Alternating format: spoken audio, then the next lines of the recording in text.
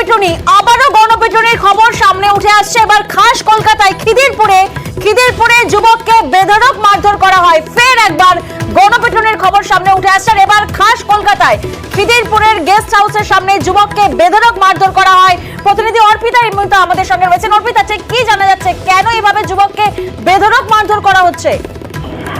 দেখা যাবে জানা যাচ্ছে পুলিশ সূত্র থেকে যে এবারে কিন্তু খিদিরপুরে এবারে গণপিটুনির অভিযোগ রয়েছে, এমনটাই বলা হয়েছে। খিদিরপুরে একটি গেস্ট হাউসের সামনে সেখানে এক যুবককে বেধড়ক মারধর করা হয় বলে অভিযোগ যে সেখানে সামান্য ধাক্কা লাগে এবং তারপরে কিন্তু 3 থেকে 400 সেখানে লোকজন জড়ো হয়ে যায় এবং তাকে কিন্তু সেখানে ব্যাপকভাবে মারধর করা হয় বলে অভিযোগ।